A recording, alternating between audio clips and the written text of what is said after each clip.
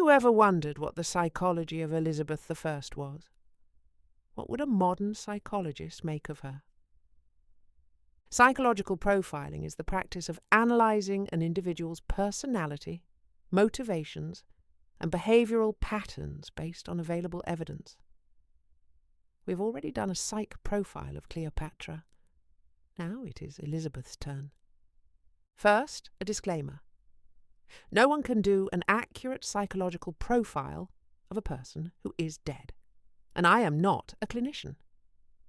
In putting together this profile, I used the Ocean framework, that is, openness, conscientiousness, extraversion, agreeableness, and neuroticism. I fed biographical data, including letters and contemporary descriptions of Elizabeth, into an AI and asked it to build a profile based on that data. Then I rewrote it in my own words. Some of you may call that cheating. But gathering all the data still took time and effort, and I cannot afford to hire a psychologist. So sue me. Elizabeth's profile is defined by childhood trauma, an unstable upbringing in the cruel, murderous snake pit that was the Tudor court. Somehow she survived. Every account we have of her describes her as ferociously intelligent, grounded and cautious. It is genuinely mysterious how she became such a brilliant political operator, because she had no formal training in statecraft whatsoever. And ultimately her story was a personal tragedy. She could not have the things she really wanted because of the burden she had to carry. She faced the same problem as Spider-Man, and in the end, she had the same outcome. Now we have got that out of the way, let us talk about Ocean. Openness to experience. Extremely high. Elizabeth loved theatre. Before her reign, theatre was a very low-brow activity. Actors were little better than vagabonds. Elizabeth elevated them to a high status. She gave player groups royal patronage, she sponsored new plays, and she would regularly attend performances. This was over the objection of many of her Puritan courtiers, who continued to regard actors and playwrights as the devil's henchmen. Then there was her love of languages. She ate them up: Latin, Greek, French, Italian, Spanish, Welsh, Cornish, Irish, and Scots. The Venetian ambassador reported in 1603 that she possessed 9 languages so thoroughly that each appeared to be her native tongue. As a child, her tutor, Roger Ascham, said her Greek was better than some churchman's Latin. She would continue picking up new languages well into adulthood, and she weaponized that skill. Sometimes she would deliberately switch languages in diplomatic audiences to wrong-foot ambassadors, or to signal intimacy or distance. One thing that is often glossed over is that Elizabeth probably spoke Welsh as well as she spoke English. She learnt it from Blanche Parry, a Welsh nursemaid who was with her from birth. Welsh was the language of the cradle. That is not political calculation. She learnt Welsh, Cornish, and Irish because of a genuine passion and love for language. Conscientiousness, very high. Elizabeth ruled for 45 years. She inherited a kingdom that was bankrupt, religiously divided, and diplomatically isolated. She left behind a nation that had defeated the Spanish Armada and enjoyed what historians call a golden age. She was personally involved in governance to a degree that exhausted her ministers. She read dispatches. She edited speeches. She governed with extraordinary sophistication.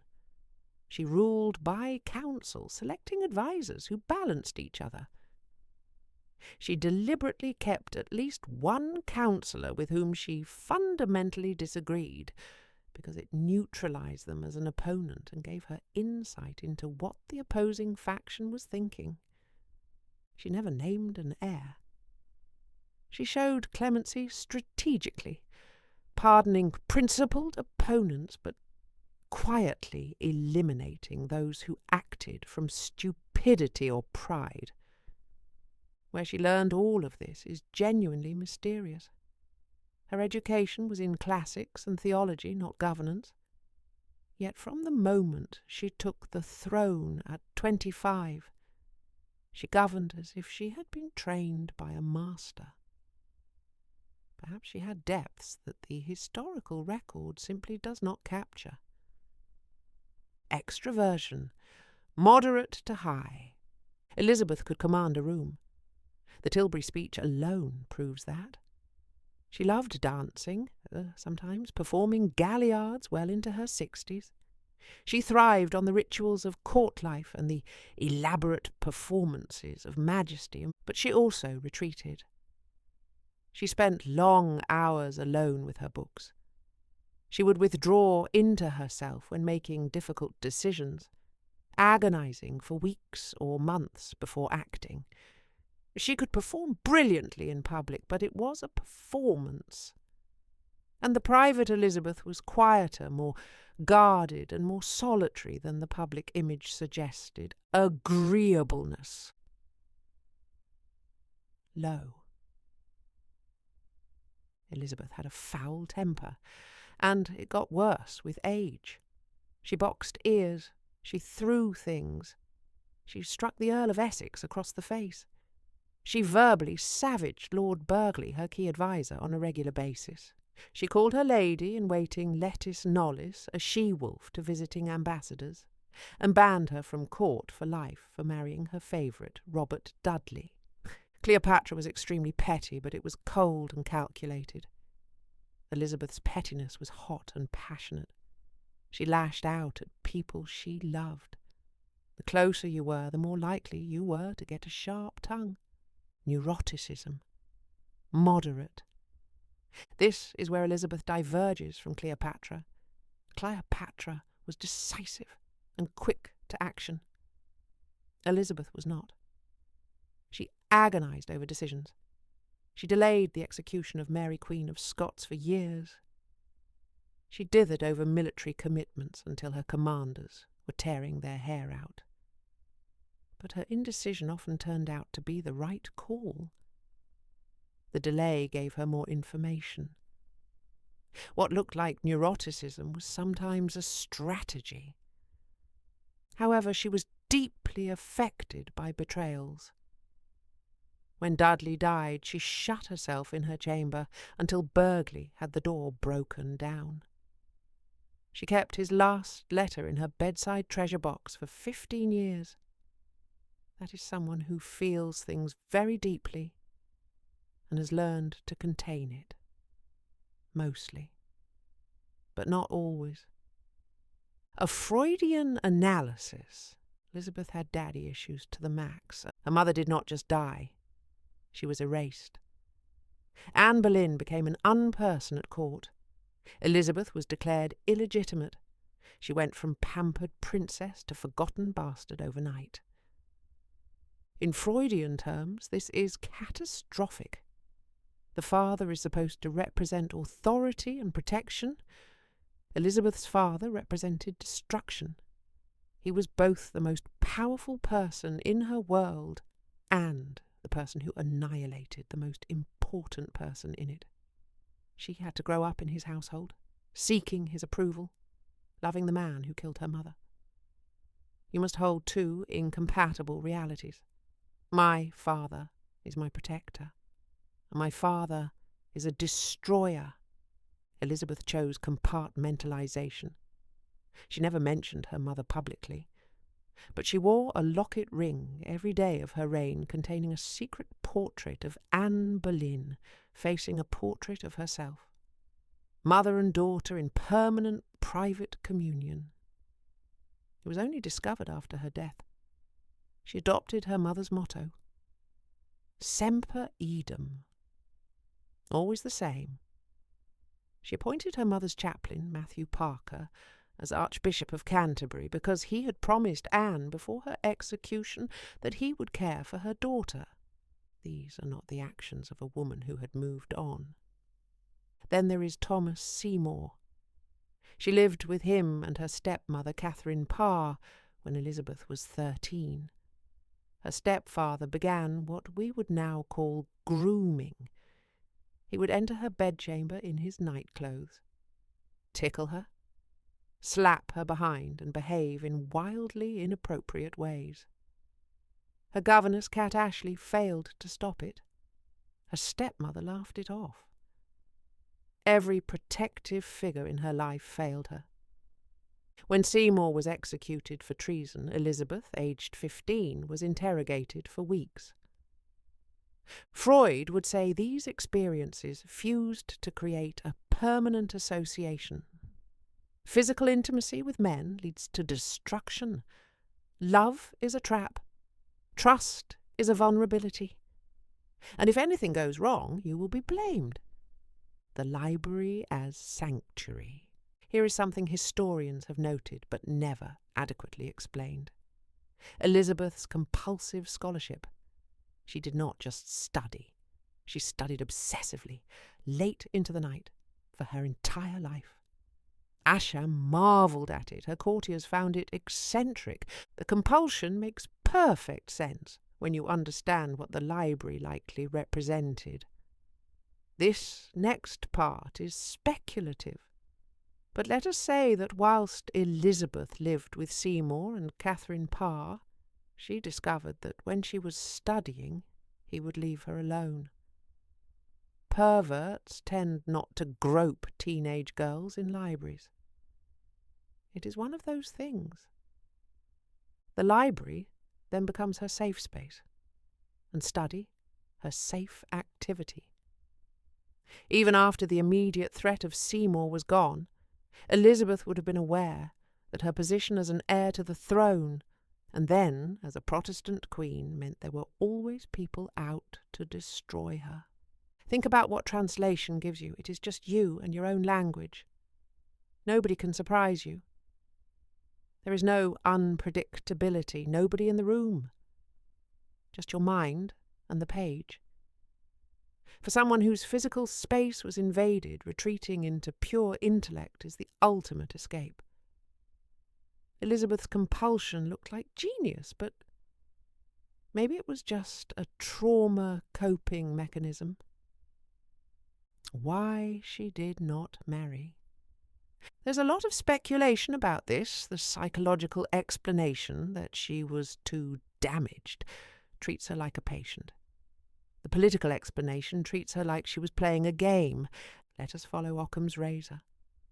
After the Wars of the Roses and the religious tumult of her father's, brothers and sisters' reigns, Elizabeth had to concern herself with nation-building, which meant she had to be a superhero. And superheroes do not marry because, as Spider-Man's uncle Ben Parker famously said, with great power comes great responsibility. Disastrous royal marriages were one factor that led to the Wars of the Roses. Henry VI with Margaret of Anjou, Edward IV with Elizabeth Woodville. If she married a foreign prince, England would become a satellite state. If she married a subject, she elevates one faction and signs that man's death warrant. Elizabeth's cousin, Mary Queen of Scots, did marry, and her first husband, Lord Darnley, ended up as dead as Spider-Man's girlfriend, Gwen Stacy. When Mary remarried, the Scottish nobles forced her to abdicate. It is not just Spider-Man. All superheroes are lonely with doomed love lives, as are Greek heroes. James Bond and Mad Max. Even Jesus and Buddha had doomed love lives or no love lives. But it must have hurt her. Elizabeth was a physically vital woman who loved dancing, riding, and the company of handsome men. Dudley, Raleigh, Hatton, Essex. All tall, striking, charismatic. She flirted constantly and skillfully. That is not the behaviour of someone with no desire. That is someone with enormous desire and no permissible outlet for it. Her position denied her a normal life. Marriage, a husband, children, even sex. She watched other women have these things. Lettice Knollys married 3 times and had children and grandchildren. Lettice could marry the man Elizabeth loved. And Lettice was nobody. But she had the one thing the most powerful woman in Europe could never have. We can speculate that the foul temper that worsened with age was grief. A grinding, lifelong grief for the ordinary life she was never allowed to live.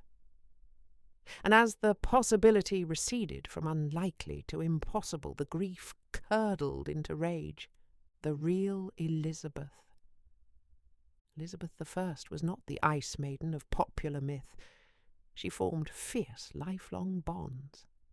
Burghley served her for 40 years. Dudley was by her side for nearly as long. Blanche Parry served her for 56 years from the cradle. Cat Ashley was forgiven everything. She kept the Boleyn and Carey families close throughout her reign. When Dudley died, she locked herself away. When Burghley was dying, she fed him soup with her own hand. She kept Dudley's last letter in her bedside box until her own death. She kept her mother's portrait in a secret ring against her skin for over 40 years. This was a woman with an enormous capacity for love, who had learned through brutal experience to be very careful about where she placed it. The people she chose had something in common. They were consistent. They did not disappear. They did not transform into something dangerous. That is the real Elizabeth. A woman of extraordinary intelligence and deep feeling, who turned her wounds into the tools of governance and her grief into the engine of one of the greatest reigns in history. Her life was like a Greek myth, and like all heroes she redeemed the world, but the cost to her was tragedy. If you enjoyed this, you'll love Cleo and Bess, Rivals in Time by John Bosworth. It imagines what would happen if Elizabeth I and Cleopatra actually met. Link in the description.